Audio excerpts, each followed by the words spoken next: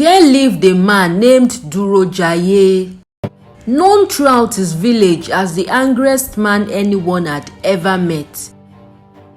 His temper was like a raging storm, and his words could cut deeper than any blade. Durojaiye was unapproachable.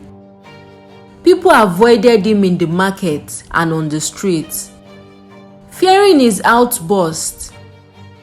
His anger had driven away 3 wives, each of them living with their children, unable to bear his constant rage. Even his own children trembled in his presence, fearing his wrath. Durojaiye owned a business selling farm produce. He sold kola nuts, yams, and palm oil. But his temper made it difficult for him to keep customers. They would come once, witness his fury, and never return. His business was struggling, barely surviving, and it frustrated him even more, fueling his anger. One day, Durojaiye heard about a lucrative opportunity, a ₦1 billion contract to export kola nuts and palm oil to China. This was the chance of a lifetime, a chance to change his fortunes. Many traders were vying for the contract, but Durojaiye was determined to win. He knew we needed guidance, so he sought the wisdom of an Ifa priest. The priest welcomed Durojaiye and performed a divination. The Ifa Ogbeyonu was revealed. The priest looked at Durojaiye with a knowing eyes and said, "You are a man of great anger. This anger makes you unapproachable, and it will cost you this contract. If you go to the company and lose your temper, you will be rejected. But if you can control your anger, if you can be patient and accept any inconvenience or insult, you will win this contract. You must be patient with everyone, especially your children, your wives, your workers, and your elders. Also, you must make sacrifices to appease your ancestors." Listen to what Ifa Ogbeyonu is saying about this situation. The priest said, Ifa says, "Ifa ni bínú ò dá nǹkankan fún ni, sùúrù ni bàbá wa. Àgbà tó ní sùúrù ohun gbogbo ló ní. Adífá fún iná, iná lòun ò jòyè mọ́ròrò, adífá fún òrùn. Òrùn lòun ò jòyè mọ́ròrò, adífá fún òṣùpá rògòdò. Tó lòun ò jòyè mọ́ròrò. Iná bó ṣe dára tó aṣọ ní wàánú. Àmọ́ṣùpá jòyè mọ́ròrò òrùn. Bó ṣe dára tó aṣọ ní wàánú. Àmọ́ṣùpá jòyè mọ́ròrò." Durojaiye, desperate to win the contract, listened carefully.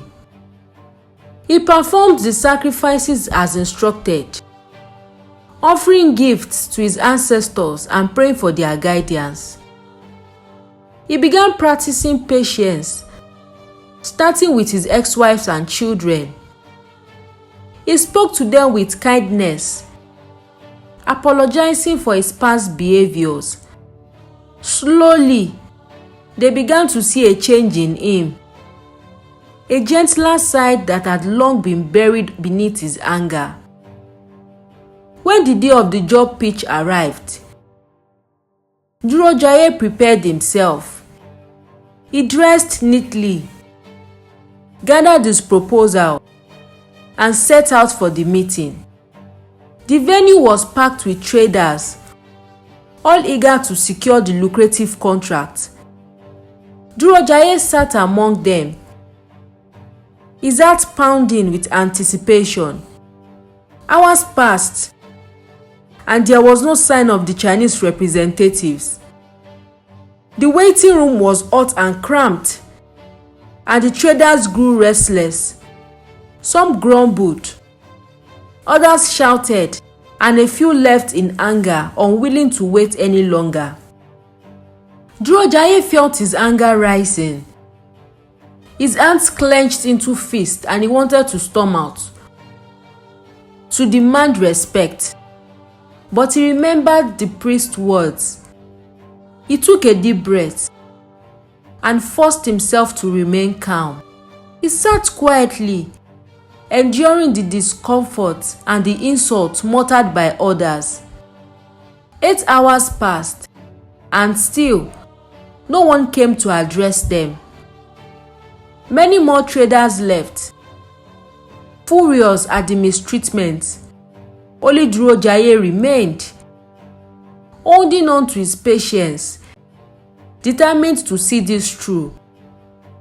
After 10 long hours, a secretary appeared and called Durojaiye into the chairman's office. As he entered, the chairman stood up and apologized for the long wait. "I am a simple man," the chairman explained. "I value patience above all else. I wanted to see who among you could endure. In business, patience is a virtue, and those who lack it cannot work with me. You were the only one who stayed, and that is why you have been chosen. The contract is yours." Durojaiye's heart leaped for joy. He could hardly believe his ears. The chairman handed him the contract, and with a shaking hand, Durojaiye signed the deal that would make him a billionaire. He thanked the chairman profusely, gratitude filling his eyes with tears. The news of Durojaiye's success spread quickly. With his newfound wealth, he became a changed man. He treated everyone with patience and kindness, always remembering the lesson he had learned. His ex-wives, hearing of his transformation, returned to him with their children. Durojaiye welcomed them back with open arms, buying each of them a mansion to live in. His children, no longer afraid, grew to love him, cherishing the father he had become. Durojaiye's business flourished, and he became a respected figure in the community. He never forgot the priest who had guided him, and one day, he returned to the Ifa temple to give thanks. He brought with him a brand new car, a gift for the Ifa priest who had shown him the path to a better life. With a grateful heart, Durojaiye bowed before the priest, saying, "You saved me from my own anger and showed me the way to happiness. For this, I will always be grateful to you and Olodumare and Ifa."